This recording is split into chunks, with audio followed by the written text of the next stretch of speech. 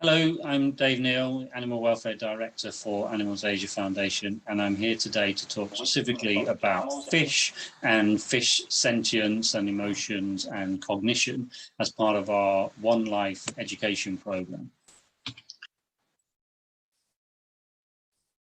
The idea of this talk is hopefully that by the end of the talk, then you see fish a little bit differently. I'm going to look at some of those emotional and cognitive capabilities of fish that maybe we haven't discussed previously or haven't been talked about openly previously, in the hope that this will actually make us see fish then you see fish a little bit differently than we currently do see them. Fishes are sentient animals. They're capable of experiencing pain, they're capable of experiencing stress and fear. So they have sensations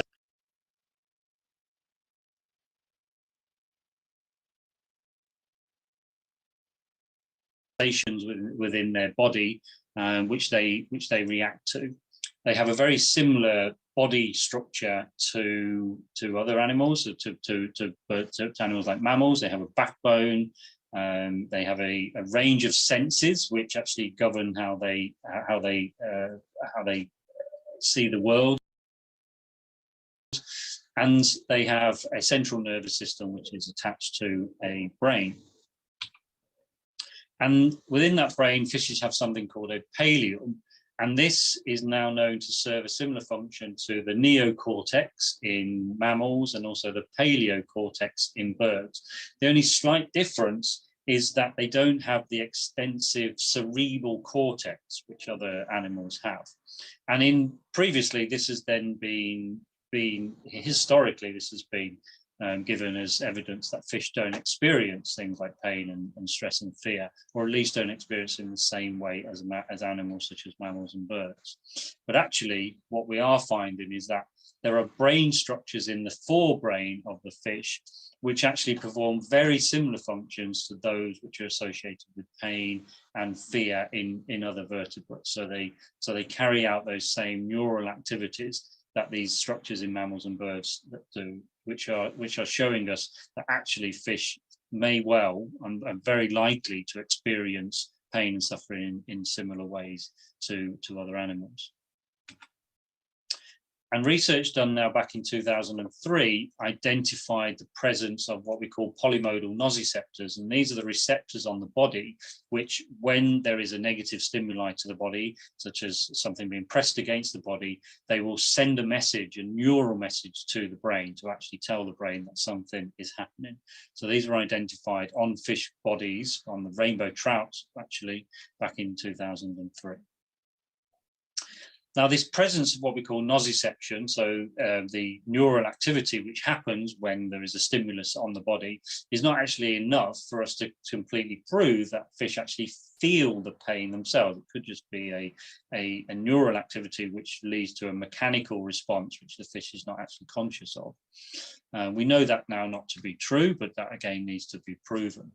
And so further research was done to demonstrate that fish not only have this physiological process which happens to them when there is a negative stimuli, but they also have the behavioral changes which are associated with pain as well. So for these particular fish, then they were grouped so that some fish in this behavioral research were injected with acetic acid into the lips. Others were injected with a saline substance, which wouldn't cause them any irritation at all. And others were a control group, which had no negative stimuli. And then the researchers monitored physiological changes in the fish first of all. So they've been handled, so they had a slight raise of their heartbeat level. So their resting beats per minute were around about 50 beats per minute. So they'd gone up to around somewhere between 50 and 70 beats per minute. But with the fish which had received the acetic acid, their heartbeat rate had gone up even further to around about 90 beats per minute, showing a distinction between the different types and the ones which were likely to be experiencing the pain. But what was particularly interesting with this experiment was that the fish which had received the acetic acid, which was now causing an irritation in their lips, also showed a behavioral difference. So they were rubbing their lips against the bottom of the aquarium where there was gravel, and against the sides of the aquarium tank. And that's similar to us. So if we get a bite or we get an injury, we're likely to rub that injury to try to relieve the pain. And what was interesting is that this negative reaction was dramatically reduced by the application of morphine, a painkiller. So once a painkiller was administered to these animals, then that behavior would stop. Just again, like ourselves, if we are injured, we're likely to take a painkiller so that we don't actually feel that pain sensation. And also negative stimuli which were being introduced into the fish's environment actually had what had happened to those fish previously had an impact on how they reacted to that negative stimuli. So normally, if you put a novel object into a tank with fish, then they will avoid it. They're very aware of that novel object and they will stay away from it just in case it's going to harm them. This was the case with the fish which had been either part of the control group or the ones which had had the saline solution injections. They carried on that normal behavior of being wary and avoiding the novel object. But the fish which had been treated with the acetic acid they didn't carry out that normal avoidance behavior. So that seemed to be impaired by the fact that they were experiencing that pain, again, showing a behavioral difference between the individuals. So we now know through extensive research that fish actually experience this initial pain. They can experience the sharp sensation of pain, but also that pain can be long lasting as well. And this has real implications for things such as recreational fishing. So people which are fishing and then will remove the hook from the fish and put the fish back into the water and maybe thinking that they're not having an impact on that fish, then actually they are, because the fish is experiencing pain, the initial pain of being caught and the stress of being caught, and then by being put back in the water, it's experiencing that pain over a long period of time. And what is likely to happen then is its behavior is going to change. So it's much more likely to be caught by a predator because it's not going to have that same avoidance reaction to things that's in its environment because of this preoccupation with that pain. And of course, the fact that fish can suffer also has huge implications for what we do globally in terms of our catching fish for consumption. So we estimate that we will be catching between 1 to 2 trillion fish every single year, which are pulled out of our oceans and rivers and lakes. And these fish are then subjected to things like live chilling, so therefore they're put straight into freezers whilst they're alive. And the majority of them just die of asphyxiation, so they can no longer absorb oxygen, obviously from the water. They're out of the water, so they die because of this. And this is now, because of the evidence that we've got, is obviously causing huge amounts of pain and suffering to these individual animals. Fish are also known to be able to learn to avoid threatening stimuli, indicating that they can experience a level of stress and fear. And again, another experiment with rainbow trout was fish were put in a tank which had 2 chambers, and then the chamber which the fish were in, a net is plunged into that chamber, and instantly the fish will move to the other chamber because of that stressful situation. The fish were then trained that when a light was put on, 10 seconds later, the net would be plunged into the water. And so they learned that as soon as the light comes on, they can move chamber to avoid that stressful experience, showing that they have this ability to learn and the ability to then avoid the fear, to avoid that stressful activity from happening. And it also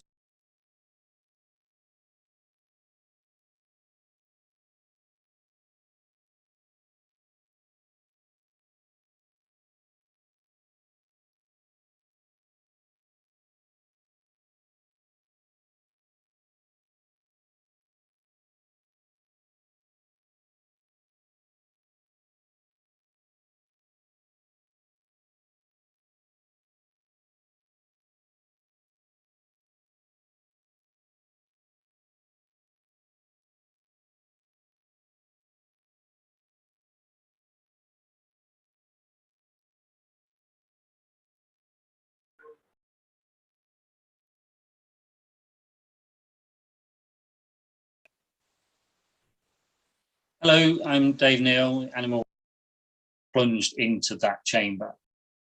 Their ability to carry out this learning behavior was actually seriously impaired. So by basically administering drugs which impair that neural activity from happening, it meant that the fish no longer carried out that normal avoidance behavior by moving from one chamber to another when the light came on. So fishes basically have all the hallmarks of showing pain, both physiologically, but also the behavioral adaptations as well, and the capacity then to experience stress and to experience fear. But also what we're now seeing, and this is very exciting areas of research and behavioral research, is that fish also possess these very complex emotional and these cognitive abilities, which again, we've studied a lot within other mammals and birds, but we haven't studied very much within fish. And that is really beginning to change now and really show just how complex the lives of fish are. So just to give some examples of that, stingrays they learn through social learning. It's a process that we do. We learn by watching others carry out a task, and then we pick up how to carry out that task ourselves, and then we do that task ourselves. By getting an individual stingray and training it to carry out a problem-solving task, and then using that individual as a demonstrator by putting it back in with a social group, then we see that other stingrays will quickly learn how to carry out that task by watching the demonstrator fish. So this process of social learning happening within stingrays. Fish are also tool users. So fish are now known to be able to use things. In this case, it's the use of water. So this is archer fish, and they will use water as a tool. So they will spray a jet of water out of the river to try to knock insects off perches above the river, and the insects will drop into the water for them to catch. So they not only then need to make sure they get the distance right, but they also need to make sure they get the trajectory of the water right as it's coming out of their mouths into the air to make sure it hits the target. And there's just a short video example of this.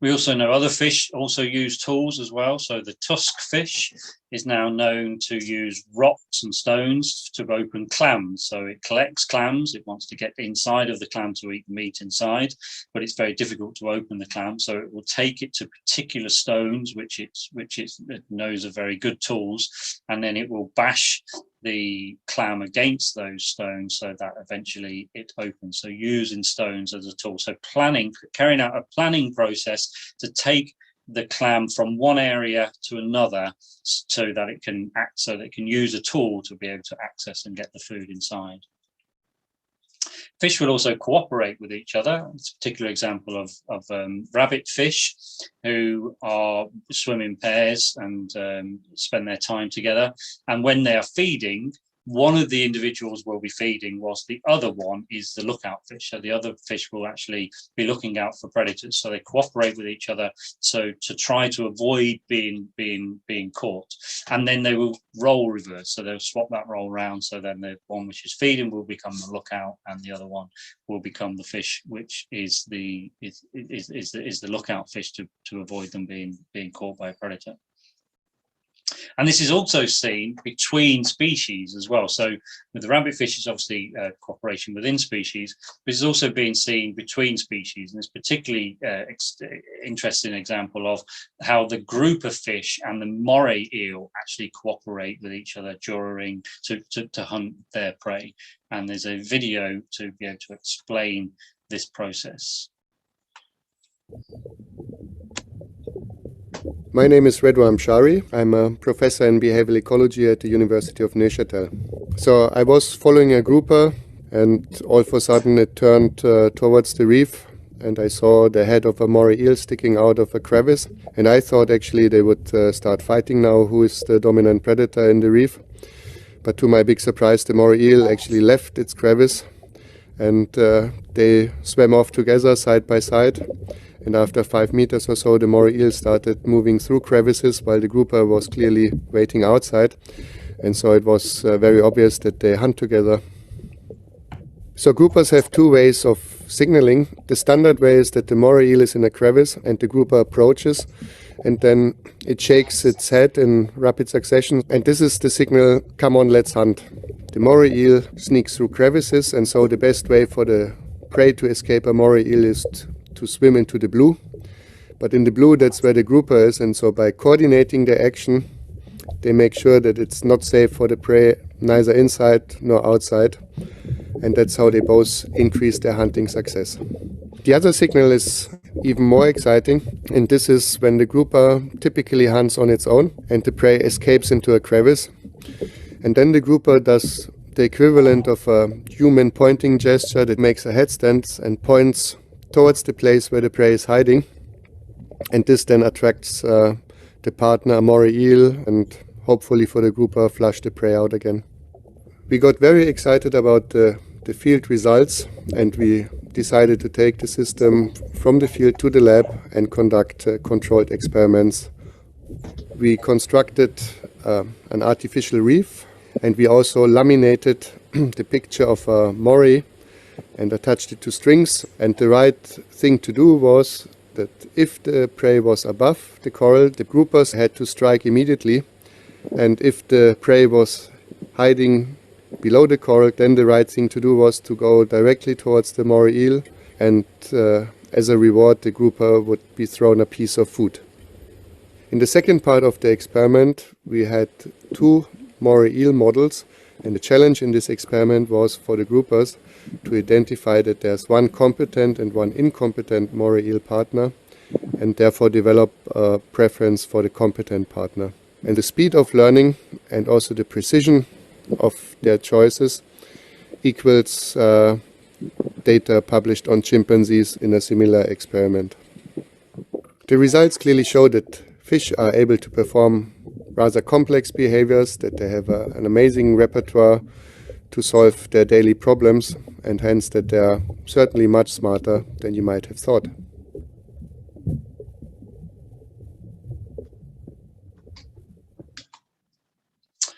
We also now see that fish can develop friendships and bonds with each other. So manta rays are a fish which would generally spend a lot of time alone, but actually come together at certain times of the year. And through observing these times when they congregate, then it's seen that they don't just randomly congregate with each other, but actually they will associate with individual rays which they have come to know and develop these bonds with. So this is not just a random congregation, but actually it's individuals which are finding each other and spending time with each other when they're in these social groups. And we also now know that fish are really good communicators as well. So not only will they communicate with their body language, but they also communicate with each other vocally. We generally can't hear these vocalizations within the water, but actually the fish are vocalizing with each other and telling other fish within their own social groups, but also other fish around them, what they're doing and what their intentions are. And fish are also known to can be crafty, and they can be deceptive. So this particular example is of the Atlantic mollies, and the males of this species will compete with each other. So they will fight with each other for access to be able to fertilize the eggs of the females. And they will want to choose what they class as the more desirable female. So they'll often fight for access to desirable females. Now, some of these males then can think, okay, what I'm going to do is I'm going to pretend that this female, which is a less desirable female, is the most desirable one. and that will then attract my competitors over to this particular female, and then they will want to fight and outcompete me for this female. They then allow them to outcompete them for that female, so that they then have better access to the more desirable females. So being very crafty and actually working through this issue and working through this problem of how to get access to the more desirable females without having to fight for that to be in that position. Fish are also very good planners. So the cleaner wrasse, the cleaner fish of the coral reefs, is an incredibly important fish. It spends its time actually cleaning taking the parasites and the dead tissue off of other fish. Now, we'll do this of both fish which aren't predators, that aren't its predators, but also fish which are its predators as well. And this is an interesting relationship, because the predator-prey relationship seems to stop when it comes to the cleaning process. So if the cleaner wrasse is providing a service to the predator fish, then it doesn't eat it. But the cleaner wrasse has to be a good planner, because sometimes the cleaner wrasse is likely to just take a nibble out of the skin of another fish. And if it does that to a predator, then obviously the outcome is that's likely to get eaten. So it does have to be very good at making sure that it knows the danger of the fish that it's actually cleaning.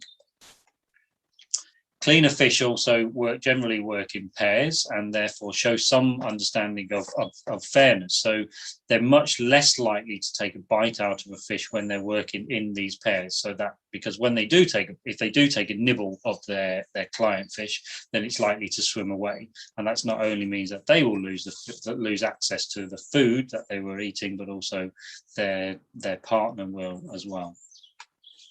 And they therefore develop their own social rules. So if one of the fish is known to take a nibble, and the client fish then swims away because of that action, then the other fish will actually reprimand. It will tell off the fish which took the nibble, because it broke that rule of engagement, that crucial rule that they shouldn't take a nibble out of another fish. And so therefore they have their own unwritten social rules between these individuals. Again, this can be shown in this video. These are the beauty salons of the reef, and they're often run by a pair of wrasse, small fish with a stripe running from head to tail. These committed cleaners regularly tend to a host of different creatures. They provide a vital service, removing the dead skin and parasites from outside and even inside their clients' bodies. It may seem like a thankless task, but the cleaner fish are getting a good meal out of it. And of all their clients, the manta rays are their star customers. The manta rays surrender themselves completely. Within seconds, a host of fish rush to their side. Each fish tends to a very specific part of the manta's body, and the cleaning can last a full hour. For the most part, the service is second to none, but occasionally the cleaners can get a little carried away. A female wrasse has taken a nibble out of the manta ray's flesh. She's broken the rules, and there's a price to pay. Her partner chases after her. It's the cleaner fish equivalent of a stern telling off. If the bite is a one-off, the manta ray will return. But research has shown that if it happens too often, the pair risks driving regular visitors away. Fortunately, it seems her indiscretion hasn't put their client off. The manta is back, and business has resumed.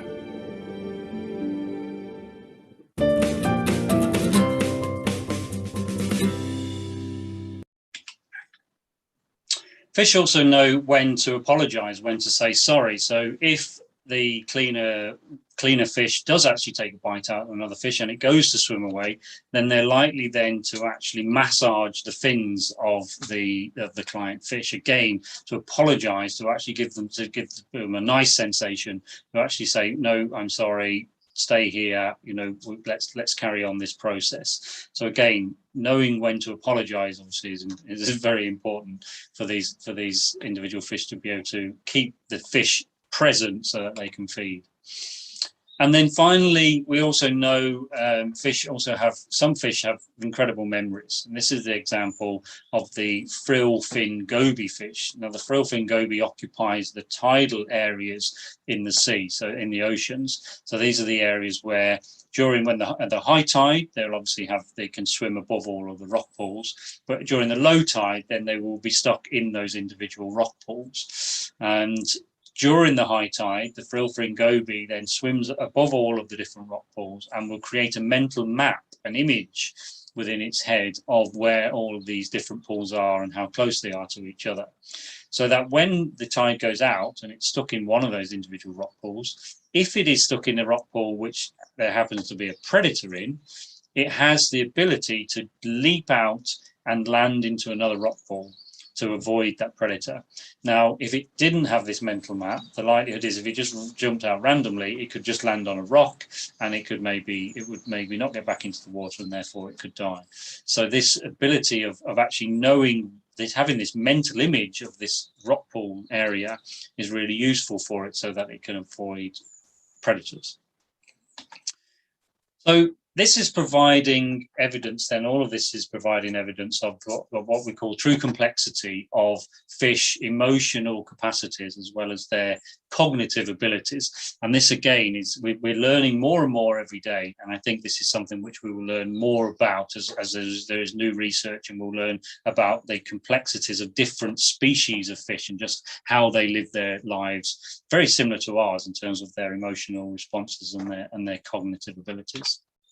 So hopefully through this presentation, it's given you a better idea of how fish live their lives and how fish want to live their lives. And through this, then you can see just how emotional and cognitively complex fish are. And hopefully we can all begin to see fish a little bit differently. Thank you very much for listening. And I hope you have enjoyed the presentation. Thank you.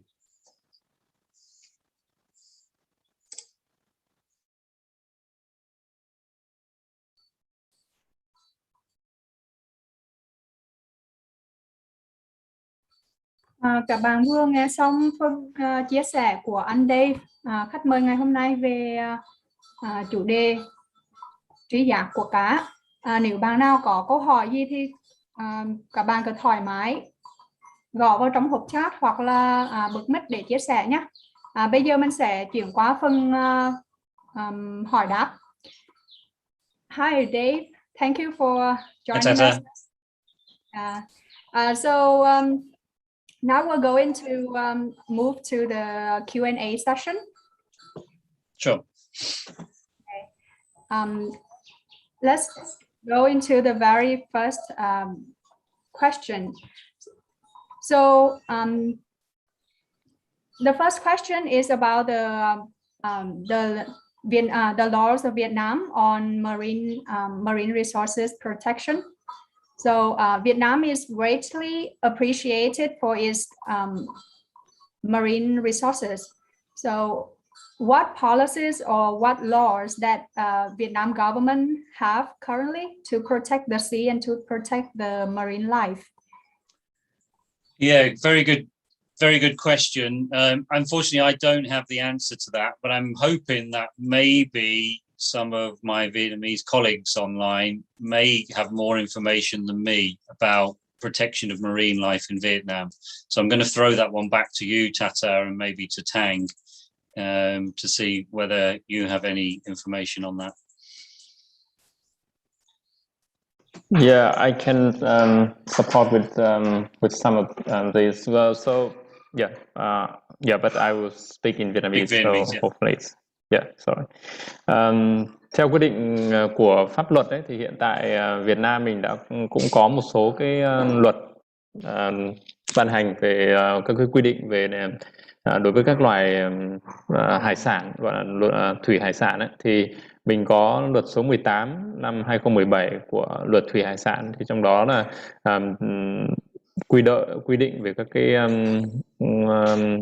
cái hạn chế về việc đánh bắt thủy hải sản, các cái loài cá, và có danh mục các cái loài động vật, các loài cá hoặc là sinh vật dưới biển, hoặc là sinh vật biển mà hạn chế bị đánh bắt, ví dụ như các loài rùa, rồi cá mập, rồi các cái loài động vật mà có cái số lượng nhỏ và hoặc là cái khả năng phục hồi nó chậm ấy.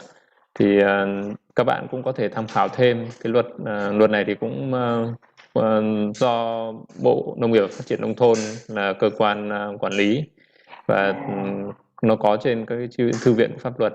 Ngoài cái bộ luật này ấy, thì Việt Nam cũng là một thành viên của Công ước CITES, mà là Công ước quốc tế bảo vệ các cái loài động thực vật trong thương mại. Thì nó bao gồm các cái quy định của trên toàn thế giới về của các cái quốc gia thành viên, trong đó quy định rộng hơn là không được buôn bán xuất nhập khẩu các cái sản phẩm không chỉ có trong các cái vùng biển Việt Nam mà trên toàn thế giới nữa, ví dụ như là vây cá mập hay là cá heo, cá voi, mà phải có cái văn bản cho phép của CITES thì mới áp dụng được. Thì các cái quy định khác cũng có trong các cái nghị định, như là nghị định 06 của Thủ tướng Chính phủ năm 2019, thì nó cũng có một số các cái loài thuộc cái phụ lục 1 hoặc 2 đối với các cái loài cá. Tuy nhiên thì cái việc thực thi pháp luật thì nó là một cái câu chuyện khác, và các bạn cũng có thể thấy là trong cái thời gian gần đây hoặc trên mạng xã hội ấy, thì cũng thấy được nhiều các cái việc là hầu hết là ngư dân đều cái kiến thức về pháp luật của họ thì nó chưa được phổ biến rộng rãi, và cái việc mà đánh bắt ấy, thì nó thường vẫn là cái quy mô tận diệt, và giống như một số cái câu chuyện mà chúng ta đã cùng tìm hiểu trong các cái bài trước đây về rạn san hô trong chương trình Onelife ấy.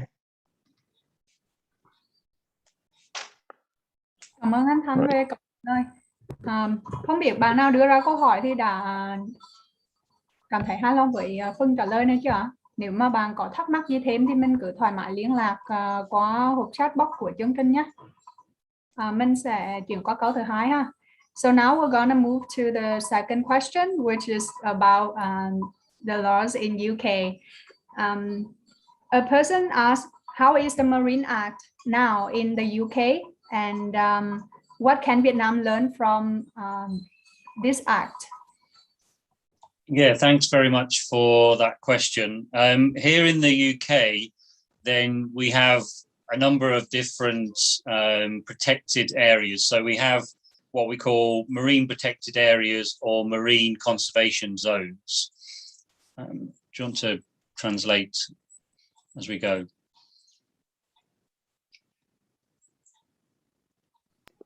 Ở Anh thì tình hình nó hơi nó khác một chút, là theo quy định của luật pháp Anh thì họ có quy định rõ những cái khu vực nào là cái khu vực bảo tồn và phục hồi, bảo tồn các loài sinh vật biển. And these cover a vast majority of the waters surrounding the UK. Now they have different restrictions within them, but generally they prevent really harmful methods of commercial fishing, like the bottom trawling, which is, where sort of rakes go along the bottom with nets attached to them, which just sort of rake up all of the sediment and disturb all of the fish, and catch them as they're being disturbed. So those type of really damaging, environmentally damaging fishing techniques are completely banned within these marine protected areas. Và ở những cái khu vực mà được quy định là bảo tồn này, và cái phạm vi khá là rộng, nó bao phủ hầu hết các cái vùng biển của sông bao quanh nước Anh, thì với quy định ở những cái khu vực này thì người ta có đưa ra một số cái nghiêm cấm, cái hành vi nghiêm cấm nhất định, ví dụ như là nghiêm cấm sử dụng các cái loại lưới mà ở Việt Nam mình nó nên là dùng đánh bắt kiểu giã cào ấy, là họ quét đến tận đáy biển và nó gây hại cho rất là nhiều các cái hệ sinh thái ở biển. But the laws in the UK still don't really go far enough to protect all of fish populations. There's no protection for fish as individuals, so there is no welfare regulations for fish in terms of what we've just been talking about in terms of their ability to suffer. So the way that fishing happens in the UK is not regulated to minimize any suffering, but also there is vast overfishing of fish populations, particularly outside of the marine protected areas, and the UK waters are fished by people from many other local European countries as well. So there's a huge amount of demand for fishing within the area, which causes big problems for the fish populations. Và luật pháp thì cũng có quy định là bảo vệ nhiều các cái loài cá và thủy sản khác ở Anh. Tuy nhiên là chưa có quy định rõ về cái việc phúc lợi của cá hay các cái loài thủy sản, và giống như cái nội dung mà chúng ta vừa trao đổi, vừa cùng tìm hiểu, khi mà chưa xét tới những cái yếu tố về cá thể, tới từng cá thể, mà mới chỉ là chung của loài thôi. Và ngoài ra thì Anh thì không có cái quy định chặt chẽ như vậy ấy, nhưng mà rất nhiều các cái quốc gia khác ở trong khu vực, trong khối Liên minh châu Âu thì họ không có cái quy định này, và là nguồn cung chính cho Anh về các cái sản phẩm thủy sản. Và do đó thì các cái quy định pháp luật của Anh thì họ không phải bị chịu sự ảnh hưởng của những cái quy định đó. And one of the big problems around the UK waters, particularly in Scotland, and this is something which does happen in other areas within Asia on quite a large scale, I suspect off the waters of Vietnam as well, is the farming of fish, which has become incredibly popular over the last decade or so. And again, this is in an attempt to try to minimize the impact of overfishing of wild populations, obviously raising fish in intensive farms, but this is also causing quite significant problems for local fish populations as well. Tuy nhiên là một cái vấn đề mới nổi gần đây và xuất hiện ở Anh, và có lẽ là cũng không chỉ ở Anh mà ở Việt Nam hay rất nhiều quốc gia khác trong khu vực châu Á, hoặc thậm chí có thể nói là trên toàn thế giới, là cái tình trạng sự phát triển của các cái trang trại nuôi cá công nghiệp. Thì mặc dù là nó là một cái hướng đi mà người ta nghĩ rằng là giải quyết cái vấn đề là giảm thiểu cái tác động cái việc là đánh bắt từ môi trường tự nhiên, tuy nhiên là nó lại mang tới các cái vấn đề rất lớn về phúc lợi của cá trong cái điều kiện nuôi công nghiệp, nuôi tại các trang trại này. I didn't really talk about fish farming as part of this presentation because really it's a whole presentation and a whole subject to discuss on its own. But there's a lot of diseases which happen when you have a group of fish in a very small area.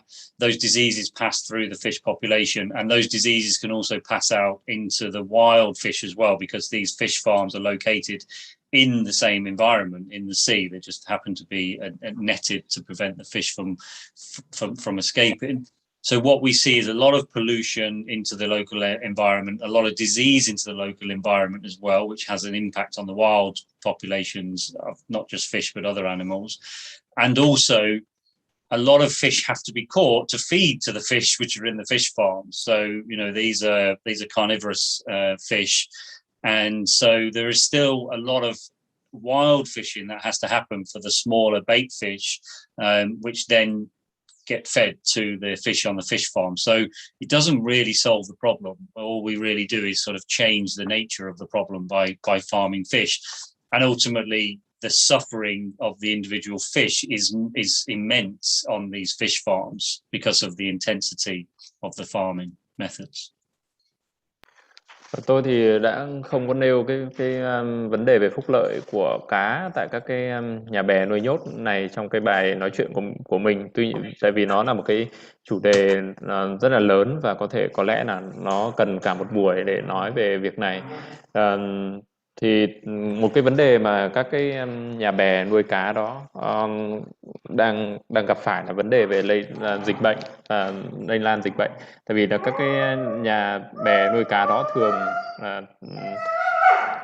cá ở nhà bè trong cái điều kiện nuôi nhốt rất là tệ thì bị rất nhiều bệnh, và cái mầm bệnh đó có thể lan ra môi trường bên ngoài và nó gây tác hại cho cái quần thể tự nhiên của cái vùng biển hoặc vùng nước đó, chưa kể là cái mức độ ô nhiễm.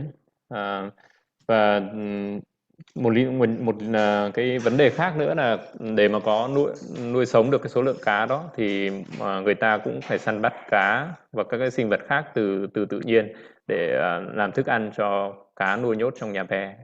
Thì đây là một cái vấn đề này nó không giải quyết được cái nguyên nhân gốc rễ của ban đầu của cái việc đánh bắt được ngăn ngừa cái việc đánh bắt cá từ môi trường tự nhiên hoang dã.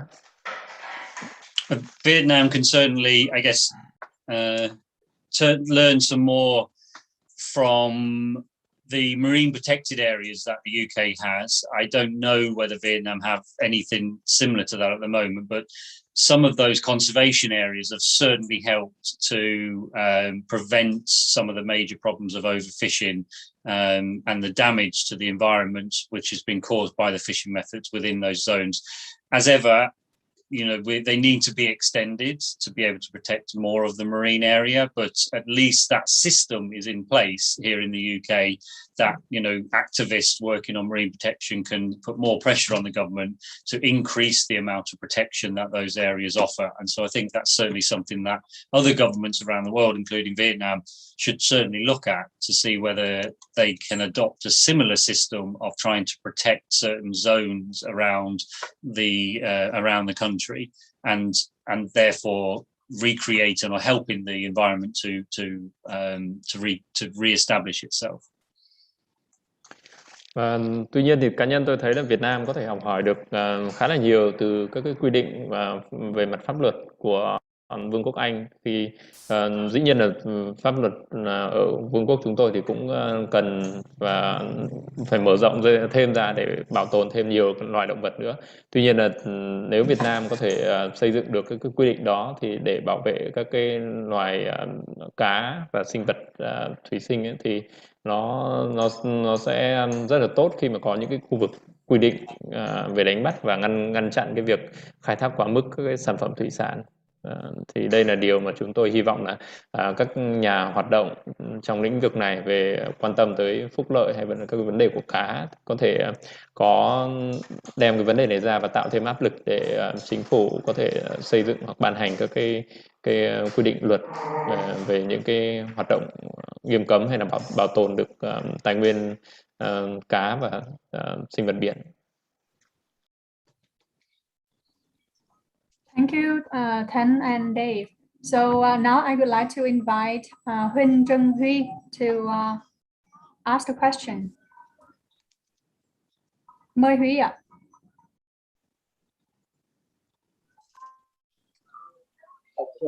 Okay. Can you hear me clearly? Yes. I have two questions for you. The first question, I read some information. I heard about the problem of killing whale and dolphin in Japan. What do you think about this problem? I see a lot of countries and organizations have speak up about this problem, but it still happens to this day. The Taiji dolphin hunting issue you're talking about? About the killing whale and dolphin in Japan. Yeah. Yes, it is a major problem, and unfortunately one which has become quite a local issue within the population within Taiji. I'm obviously very opposed to the hunting of the dolphins. I think it's unnecessary. The justification for it is that the dolphin populations are quite healthy in that region, and they are obviously consuming a lot of fish, and so therefore the fishermen try to control those numbers of dolphins. But ultimately, it's really driven by the marine park and ocean park industry, who want to capture and put dolphins into captivity, particularly at the moment within places like China and the Middle East. Yes, thank you for your sharing. Tank, do you want to translate? Or? Yes, I'll translate this. Thanks, Tata. Cảm ơn bạn Huy đã hỏi câu hỏi. Huy hỏi về vấn đề săn bắt và giết cả voi và cả heo ở Nhật Bản. Thì anh Dave cũng có chia sẻ quan điểm của mình về vấn đề này, là việc săn bắt và giết hại cả voi cũng như cả heo, đặc biệt là vấn đề giết hại cả heo ở Tai Chi là một địa danh ở Nhật, là một cái điều là không cần thiết. Họ lấy lý do để thực hiện cái thực hành này, đó là vì quần thể cá heo ở đó rất là khỏe mạnh, và cái quần thể này khi mà nó khỏe mạnh thì nó lại mở rộng và nó tiêu thụ quá nhiều cá. Tuy nhiên đấy là một cái lý do mà nó không hợp lý, và anh đấy cho rằng lý do đằng sau của cái thực hành này đó là vì nhu cầu của các cái công viên biển, công viên đại dương cũng như là ngành thủy cung. Người ta muốn có một cái lượng cá heo để đưa vào môi trường nuôi nhốt, phục vụ cho các nước, các quốc gia như là Trung Quốc hoặc là Trung Đông. I think also the issue has invoked quite a lot of nationalism within Japan, and I say that in that the criticism of the practice has come very much internationally from outside of Japan, more so than in Japan. Don't get me wrong, there's lots of people in Japan, I think, which are completely opposed to the hunt. But ultimately, Japan has been under a lot of international spotlight and a lot of criticism because of the practice which happens. And actually, I think, in a sense, that has possibly made the situation worse, because it's kind of created a sort of a nationalism around the cull and the hunt, which has preserved it, because it's people saying, look, this is our issue in Japan and it's nothing to do with people outside of the country. And there's always a danger of that happening when you have people targeting a very specific issue in a specific country. And really, the campaign really has to be led to, the campaign to end that hunt really has to be very much Japanese led, and, you know, happen from within the country to have a greater impact, I think, because the more international criticism that happens, almost the less likely that issue is going to be resolved, I feel, at the moment. Vấn đề săn bắt và giết hại cá heo này nó cũng liên quan tới chủ nghĩa dân tộc ở Nhật Bản. Những cái sự phản đối là chỉ trích cái thực hành này đến từ cộng đồng quốc tế nhiều hơn so với là đến từ ở trong nước Nhật Bản, đến từ người Nhật Bản. Dĩ nhiên anh Dave cũng nói rằng là cũng có một số người Nhật, người ta phản đối cái thực hành này.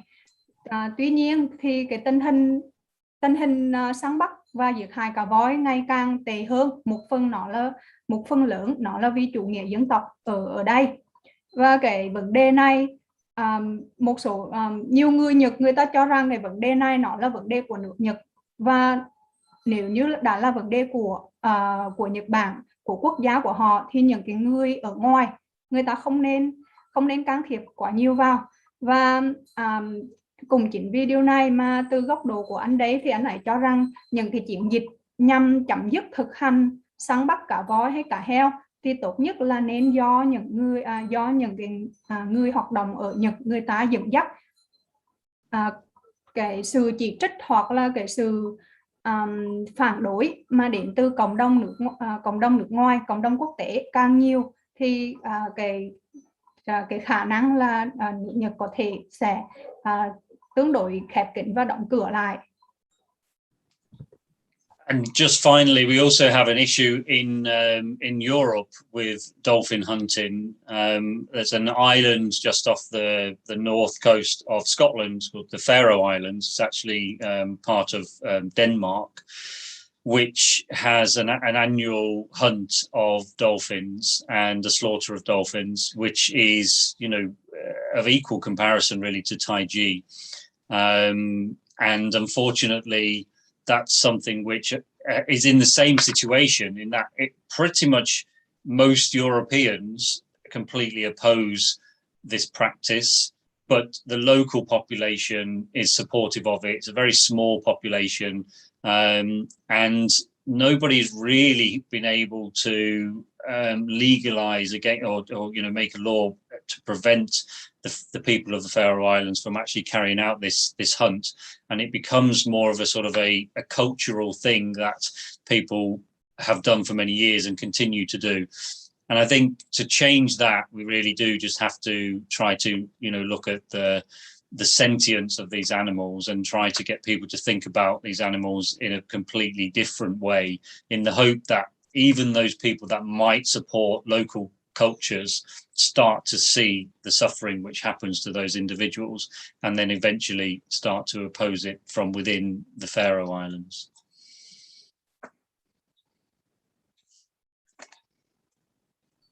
Vấn đề anh đây cũng liên hệ đến vấn đề giết cá voi ở bờ bắc của Ireland, ở một cái đảo gọi là đảo Faroe, và nó nằm ở gần Đan Mạch. Thì cái thực hành giết cá voi ở đây nó cũng gần giống với cái thực hành ở giết cá heo ở Taiji, và hầu hết người châu Âu người ta hoàn toàn phản đối cái thực hành giết cá voi này. Nhưng mà một số cộng đồng ở địa phương thì họ lại ủng hộ cái thực hành này, và hiện tại thì vẫn chưa thể nào mà có thể thuyết phục được cái cộng đồng này người ta chấm dứt hoàn toàn việc săn bắt và giết hại cá voi ở đây. Thực hành giết cá voi ở đây nó được xem như là một cái nét văn hóa mà nó đã tồn tại khá là nhiều năm, và hiện tại thì nó vẫn tiếp tục. Tuy nhiên thì chúng ta cần nhìn vào cái khả năng nhận thức cũng như là cái trí giác của động vật, và động vật nó cũng có rất là nhiều cái năng lực cũng như là cái khả năng trí giác, và nó cũng khá là giống. Cần nhìn động vật ở nhiều cái khía cạnh khác nữa để thực sự chúng ta tôn trọng chúng ta tôn trọng động vật. Và hy vọng rằng khi mà nhiều người khác người ta nhìn được cái khả năng trí giác của động vật, mà ở đây là cá voi, thì người ta sẽ, mặc dù người ta ủng hộ những cái giá trị văn hóa truyền thống, nhưng mà người ta cũng sẽ dần dần chấm dứt cái thực hành mà giết hại động vật này.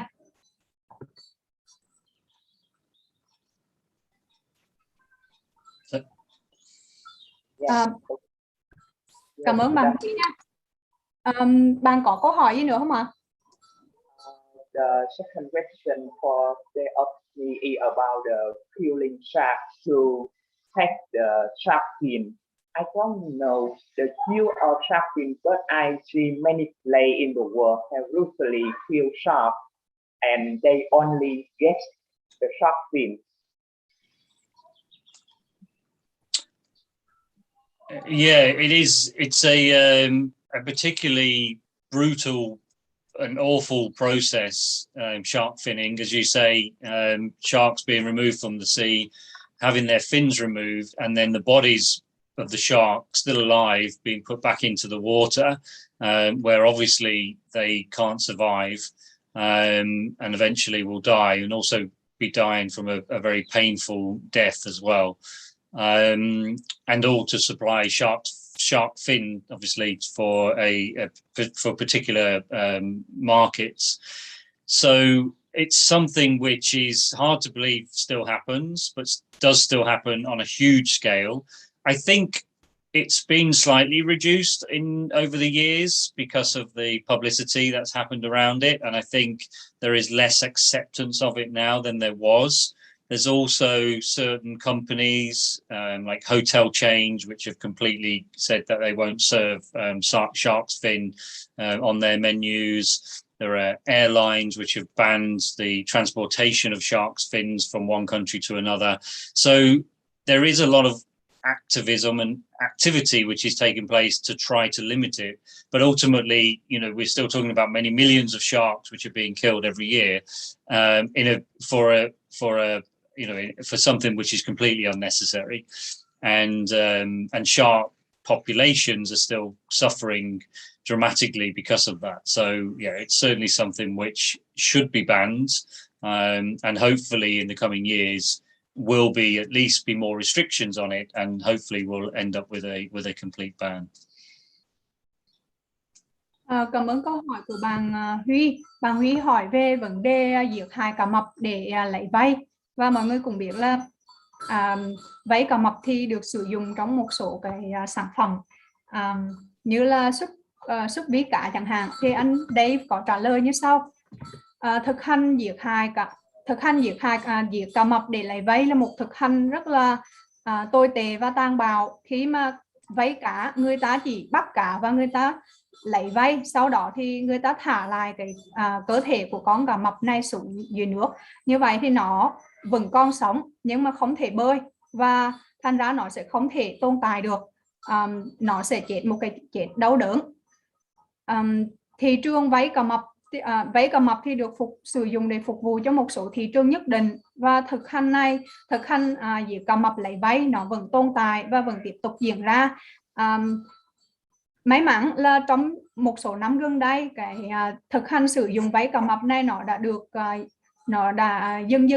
đã giảm nhẹ dần qua các năm, nhờ vào việc là càng ngày càng có nhiều người ta nhận thức được cái mặt bất cập của việc khai thác cá mập để lấy vây, và càng ngày người ta không chấp nhận cái thực hành này nữa.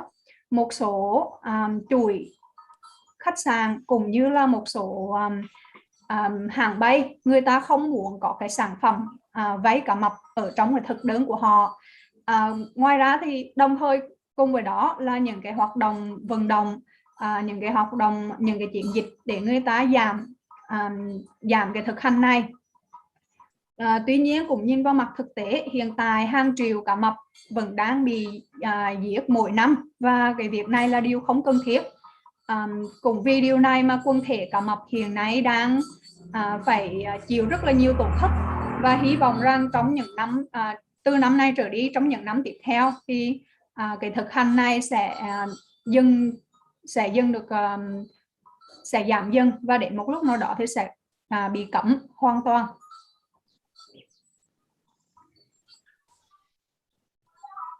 Cảm ơn bạn Huy về câu hỏi của bạn. Bây giờ mình Yes, thank you, Day and Animal Asia so much for your sharing. Thank you so much. Thank you for your questions. Mình sẽ tiếp tục chuyển qua một số. Mình có khoảng 2-3 câu hỏi ở trong phần các bạn đã hỏi trước.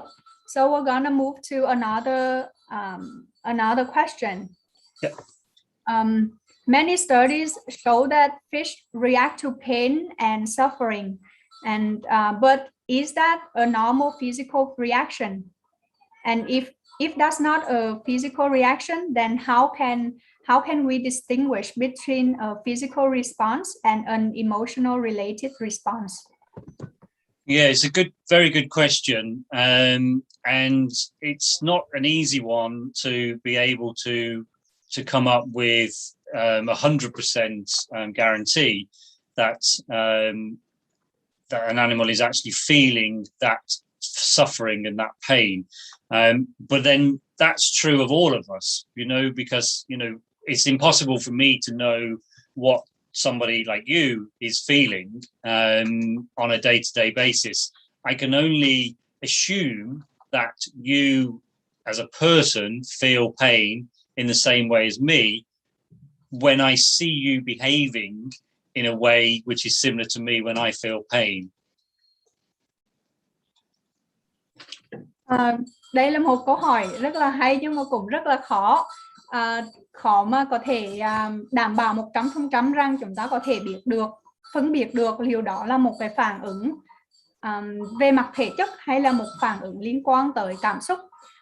Anh đấy cũng chia sẻ rằng hầu như là anh sẽ không thể nào biết được một người nào đó, ví dụ như là bạn đang cảm thấy như thế nào,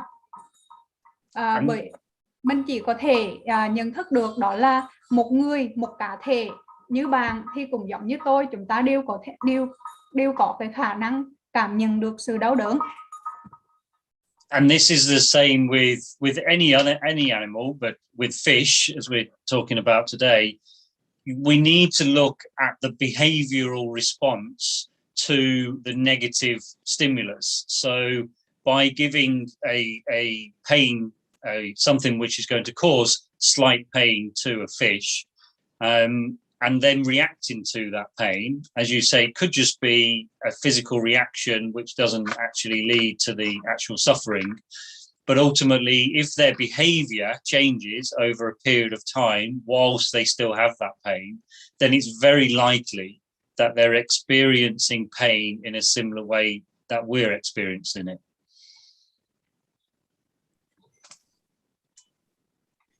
Đối với cá thì chúng ta cần nhìn vào những cái phản ứng liên quan tới hành vi. Khi mà cá gặp một cái kích thích nó mang tính tiêu cực, và khi mà phản ứng với cái nỗi đau đó thì thường cá nó sẽ có những cái hành vi về mặt thể chất cho thấy là nó đang thực sự cảm thấy đau đớn.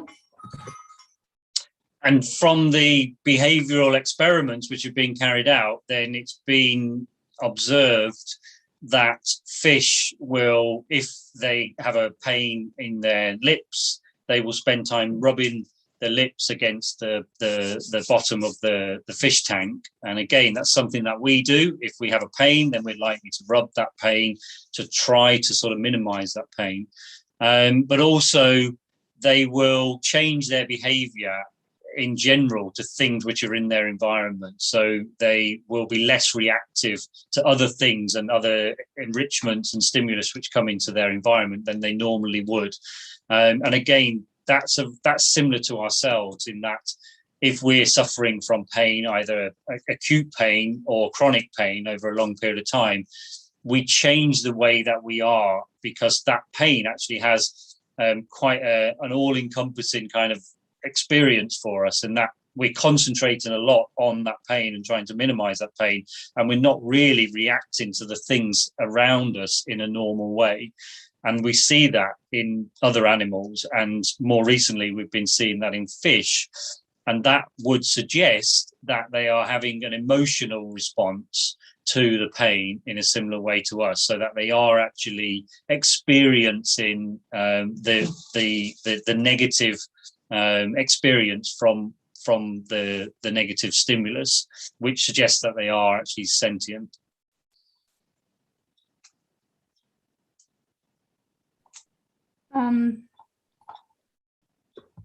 Chúng ta cần quan sát đến về cách mà cá nó phản ứng với nỗi đau. Chẳng hạn như khi cá bị đau ở phần môi thì nó có thể chà sát cái phần môi đó vào cái đáy của cái bể cá, như thông tin mà mình cũng vừa xem ở trong cái video mà anh Dave chia sẻ. Thì cái hành động mà cái hành vi mà cá chà sát cái môi vào cái bể, vào đáy bể, nó cũng tương tự như cái cách mà con người chúng ta khi phản ứng khi chúng ta cảm thấy đau đớn. Cá thay đổi, khi mà cá bị đau đớn thì nó cũng thay đổi hành vi của nó trong cái môi trường sống đó. Ví dụ như là nó trở nên ít vận động, ít hoạt động hơn. Tương tự giống như con người, khi mà mình cảm thấy có những cái cơn đau, chẳng hạn như cơn đau nhói và hoặc là những cái cơn đau kinh niên chẳng hạn, thì những cái cơn đau này nó cũng thay đổi cái cách mà chúng ta phản ứng. Có thể là chúng ta tập trung vào cái cơn đau đó, nỗi đau đó, và mình tập trung vào việc cố gắng giảm nhẹ nỗi đau đó. Thành ra là chúng ta không có để ý nhiều tới bên ngoài nữa. Cá thì nó sẽ có những cái phản ứng về mặt cảm xúc khi mà nó trải nghiệm những cái kích thích tiêu cực. I think I'm interested to, maybe a question to you, Tang and Tata, to whether there are any studies, Vietnamese studies in pain in fish, which could maybe be circulated, because there are lots of papers that I have access to, scientific papers that I have access to in English, studies which have been done now for the past 20 years on whether trying to show whether fish experience pain, whether fish are sentient. But from a Vietnamese perspective, I don't think those papers have been translated into Vietnamese. Is there anybody in Vietnam in any of the universities that are actually studying this now? Because I would have thought that there probably was by now, just because fish sentience has become quite a big topic. And if there isn't, then maybe that's something that, we could either look towards getting some of the papers summarized into Vietnamese and publicize and helping to sort of make that information a little bit more public.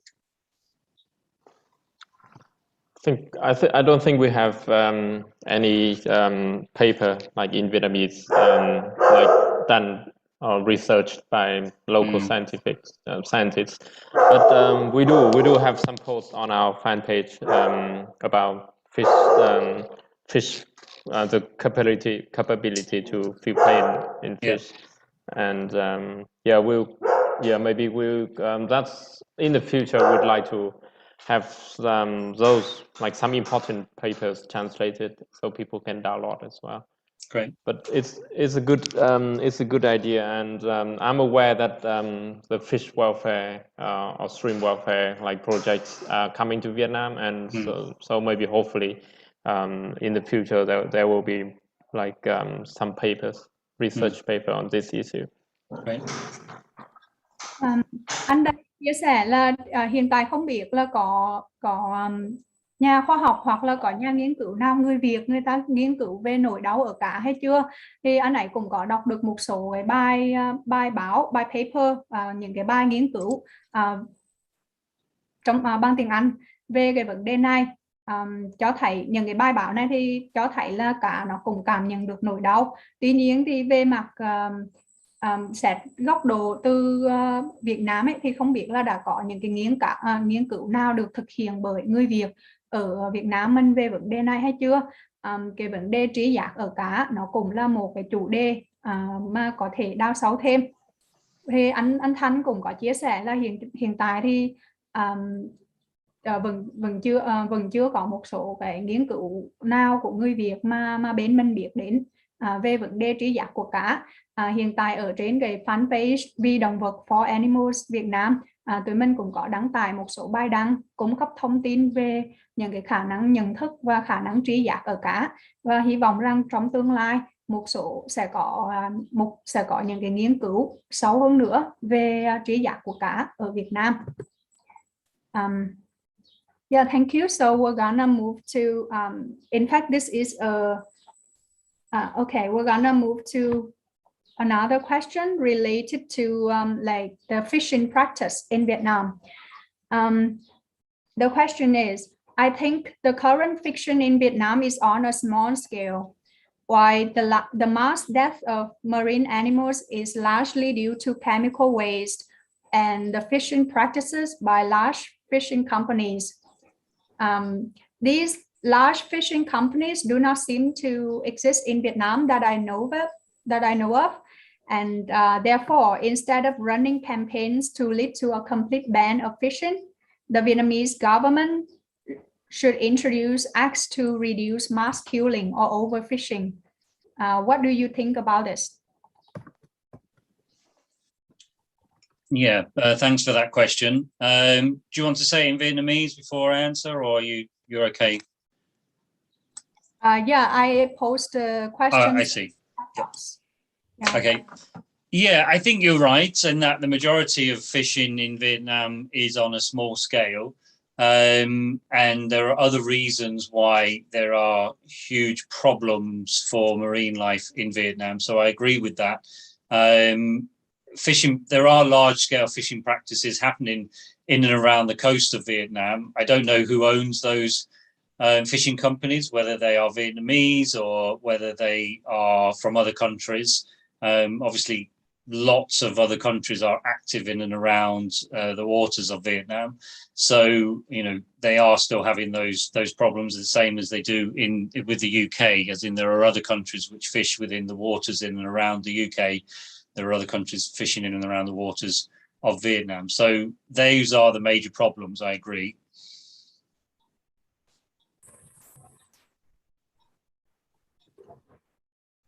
Do you want to translate that, Tata? Yes.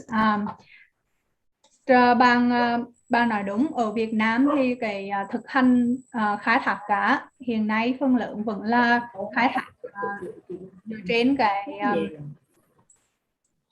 cái xin lỗi các bạn. Hiện nay ở bà nói đúng, hiện nay ở Việt Nam thì cái thực hành khai thác cá nó vẫn còn nó diễn ra ở trên quy mô tương đối vừa và nhỏ. Vẫn có một số cái nơi người ta khai thác cá ở trên quy mô lớn ở dọc bờ biển Việt Nam, nhưng mà tôi không rõ là đó là cái hàng khai thác cá đó là của người Việt Nam ở Việt Nam hay là của nước ngoài. And I also agree that the government should bring in protection for areas around the Vietnamese coast in particular to prevent that overfishing and to prevent, if it's not already happening, to prevent it from happening in the future, similar to what we discussed earlier with regards the marine protected areas in the UK. I don't believe that there is any campaign globally to ban fishing. I think that at the moment is something which is a long way away, and ban fishing in totally, I mean. And I think at the moment, then the most we can hope for is to try to minimize the commercial fishing activities which happen in certain areas to try to prevent the overfishing problems, but also the environmental degradation that those overfishing practices cause.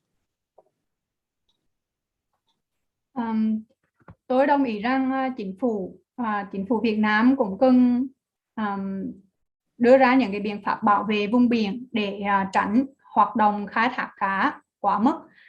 Giống như tương tự như ở Anh thì có những cái vùng khu bảo tồn biển, và để có thể bảo vệ cái quần thể động vật biển ở đó tránh bị khai thác quá mức. Hiện nay ở trên thế giới có một số chưa có, theo tôi biết thì chưa có nhiều những cái chiến dịch mà người ta cấm đánh bắt cá hoặc là cấm khai thác cá hoàn toàn. Cái điều mà chúng ta có thể hy vọng nhất ở hiện tại đó là sẽ hạn chế cái việc khai thác cá, kiểm soát cái việc khai thác cá vì mục đích thương mại và tránh khai thác cá quá mức. I think this is a problem all over the globe in terms of commercial fishing, and I mean the numbers of fish which are taken out of the water are astronomical globally.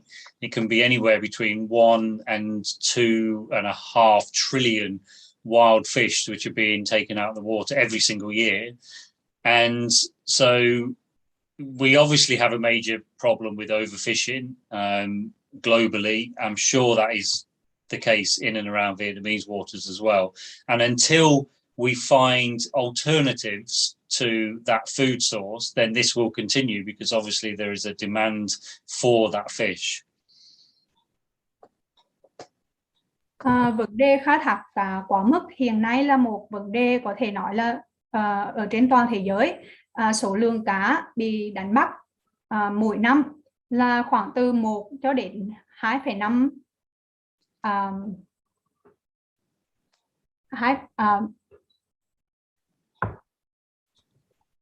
sorry, I forgot, like trillion. How many? Between 1 and 2.5 trillion wild fish.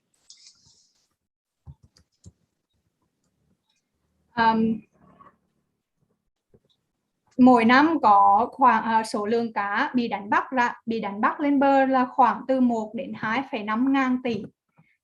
Và cái việc thực hành khai thác cá quá mức này nó cũng tồn tại ở Việt Nam cho đến lúc mà chúng ta tìm được một cái giải pháp thay thế cho cái nguồn cá là một cái nguồn thức ăn. Thì thực hành này hiện tại nó vẫn đang diễn ra. Fortunately, there are technological advancements now, and something which we haven't spoken about too much, and we haven't on this call at all, but the idea of cell cultured meat is something which is beginning to have been more accepted around the world. There's a lot of scientific advancement in terms of actually producing meat from the cells of animals, and fish are actually at the forefront of that. So some of the biggest advancements have already happened in the production of cell cultured seafood, and I think that will be one of the ways that we start to minimize this impact, because people still want to eat fish. It can be a healthy source of protein, obviously, and healthier in many cases than many of the other meats that people consume, particularly some wild fish. Yet, obviously, it causes an immense amount of suffering to individual animals, but it also causes a huge amount of environmental degradation. So if we can find that solution through the production of the same meat, which is actually fish meat, but produced through the culturing of individual cells, which doesn't actually then involve having to either fish live animals or raise live animals to be slaughtered. This could actually be a huge change in the way that we operate in terms of our consumption patterns for fish, because it does actually mean we could actually really start to limit the need for us to be wild fishing.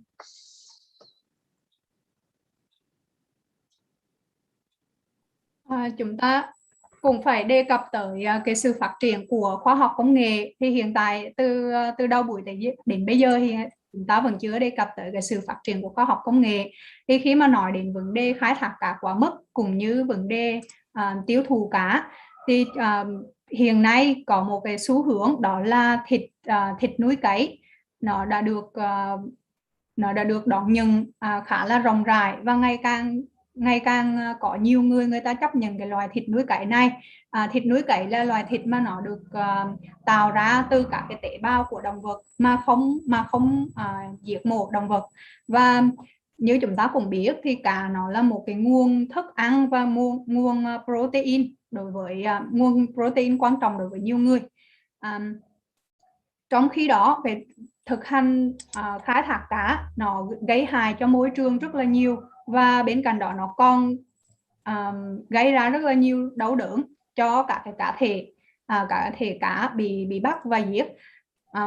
Vì vậy thì theo anh đấy thì cái xu hướng sử dụng thịt núi cấy nó là một cái xu hướng mà có khả năng để giúp cho chúng ta có thể giảm cái sự đau đớn mà chúng ta gây ra cho động vật, vì chúng ta không phải giết động vật để có được cái sản phẩm. Và trước khi mà để chúng ta có thể hạn chế những cái đau đớn mà chúng ta gây ra cho động vật, thì có thể bắt đầu ngay bây giờ bằng việc chúng ta có thể hạn chế cái nhu cầu đánh bắt cá hoang dã. At the moment, there's only one country which has legalized the sale of any cell-cultured meat, and that is Singapore. Singapore actually has a huge market for these products, because they rely heavily on seafood. It's a heavily seafood diets are very prevalent within Singapore. And so hopefully we'll start to see other countries regulating to allow the use or the sale of these products so that they become commercially available for people. And I do think, we should all support that, because as soon as we get to these products being commercially available, then they can have a real positive benefit, not just on animals and the fact that we no longer need to either raise animals in farms or catch animals from the wild to be slaughtered to be eaten, but also on our own health, because these products will be much healthier than the products, particularly which are coming from pigs and cows and hens in intensive reared farms where they're receiving a lot of antibiotics and growth promoters. But they also will have a massive positive impact on the environment as well when we can stop these huge damaging practices like the commercial fishing is. Một quốc gia đã hợp pháp hóa việc buôn bán thịt, sản xuất và bán thịt núi cấy, đó là Singapore. Singapore hiện nay là một cái thị trường khá là lớn cho những cái sản phẩm thịt núi cấy này. Singapore thì là một trong những cái quốc gia mà có cái ẩm thực nó cũng dựa vào chế độ ăn có chứa hải sản. Và hãy cùng hy vọng rằng trong tương lai chúng ta sẽ có nhiều quốc gia hơn, người ta bắt đầu chấp nhận và hợp pháp hóa cái sản phẩm thịt núi cấy này để nhiều người có thể tiếp cận. Phải nói là những cái sản phẩm khi mà những cái sản phẩm thịt núi cấy này có được đưa ra thị trường và có sẵn để người tiêu dùng có thể tiếp cận, thì chúng ta sẽ hạn chế được cái việc mà phải nuôi động vật ở trong các cái trang trại hoặc là săn bắt động vật từ hoang dã, từ môi trường thiên nhiên. Mà ngoài ra thì cái việc mà tiêu thụ những cái sản phẩm thịt từ động vật chẳng hạn như là lợn, bò hay gà thì cũng ảnh hưởng đến sức khỏe của chúng ta ít nhiều, bởi vì cái lượng thuốc kháng sinh được sử dụng trong việc trong quá trình mà người ta chăn nuôi những cái cá thể động vật này, thì khi mà tiêu thụ thịt của những cá thể đó chúng ta cũng sẽ bị ảnh hưởng ít nhiều. Ngoài ra là cái việc mà chăn nuôi động vật nó còn có tác động rất là lớn lên môi trường. Vì vậy khi mà chúng ta dừng hoặc là giảm hẳn những cái hoạt động chăn nuôi động vật ở trong trang trại thì chúng ta cũng sẽ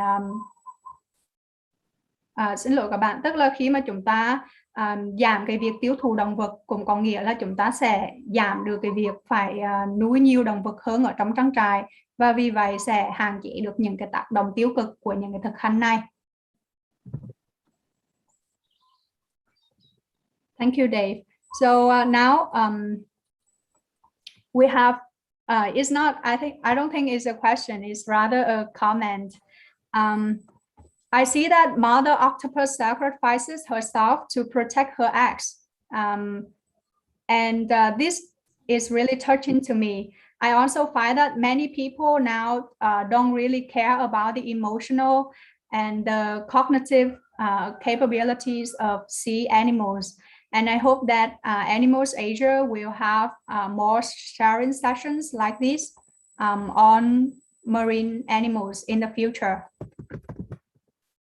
Yeah, I think that's a really good comment, and one that I completely support. And actually, octopus are a particularly interesting group of animals, which are beginning to get more attention, at least, and hopefully will start to get more protection, because out of all of the invertebrates, at the moment there are some protections, very limited, for some of the crustaceans, so particularly the lobsters and crabs, which we've started to sort of accept as having the capacities for sentience, to be able to experience pain, suffering, and negative states like fear and anxiety. Although we still don't have laws in place which prevent their suffering in terms of their killing in the wild, but we're beginning to look at some laws which would at least restrict companies from the way that they slaughter these animals, to try to minimize the suffering during the slaughter process. But ultimately, we're now looking at the farming of octopus is becoming more and more popular, because octopus meat is actually still quite popular, or very popular, in certain countries. And numbers of octopus in the wild are going down because they're being captured from the wild. And so now there's a lot of interest, and there's already begun in some countries looking at octopus farming. And I think this is a particularly negative way forward, because these animals are incredibly emotional from what we can see. They're incredibly cognitive in terms of their abilities to be able to problem solve and to experience the world in a way which they interact with the world in a way which is very intelligent. And you know, we still don't know enough about them. And I think ultimately, you know, we really should be protecting animals like this from suffering, and acknowledging the fact that they are very emotional and very cognitive.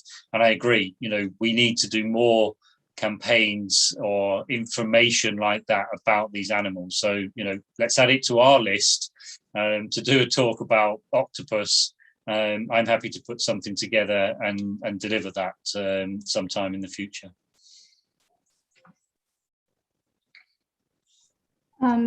Cảm ơn câu hỏi của bạn. Anh Dave xin phản hồi như sau. Thì bạch tuộc hiện nay cũng nhiều người cũng đang quan tâm hơn đến loài động vật này, và những cái loài như là tôm hùm hoặc là cua là những cái động vật, cũng như là bạch tuộc đều là những cái động vật mà có khả năng cảm nhận được đau đớn và có nhận thức, có trí giác. Chúng cũng biết sợ hãi và cũng biết lo lắng. Thì hiện tại thì chúng ta chưa có những cái điều luật để bảo vệ những cái loài này khỏi bị giết hại ở trong tự nhiên. Và hiện tại thì cũng đã có một số luật, ví dụ như ở Anh thì người ta cũng đã dừng đưa vào cái điều luật, đó là sẽ điều chỉnh cái cách mà người ta giết động vật, chẳng hạn như cái cách mà người ta giết tôm hùm chẳng hạn, không có được luộc sống tôm hùm. Điều đáng buồn là hiện nay thì cái thực hành nuôi bạch tuộc ở trong trang trại ngày càng phổ biến hơn, bởi vì nhu cầu đối với thịt bạch tuộc nó cũng khá là phổ biến ở một số nơi. Thì anh Dave cho rằng điều này là một cái xu hướng tiêu cực. Và trong khi nếu như các bạn tìm hiểu thì chúng ta cũng biết được là bạch tuộc nó là một cái loài mà có khả năng giải quyết vấn đề, và cái cách mà nó tương tác với thế giới xung quanh, hay là nó cũng có được những cái khả năng rất là thông minh khác. Thực sự thì chúng ta chưa biết nhiều về động vật, về một số loài trong đó có bạch tuộc, và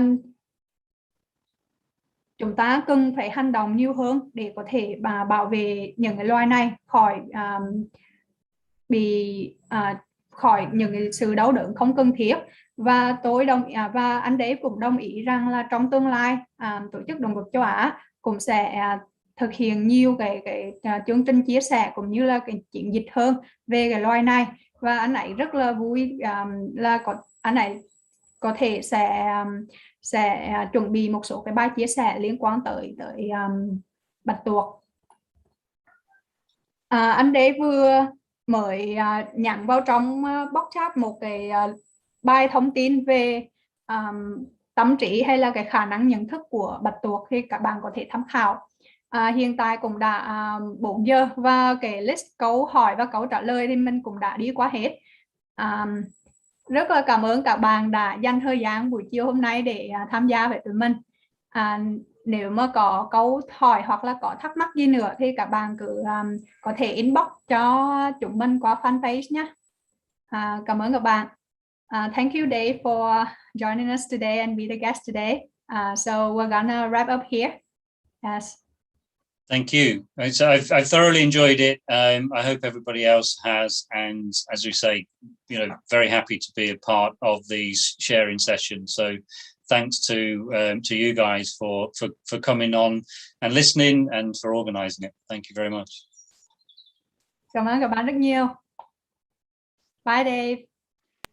Bye. Bye everyone.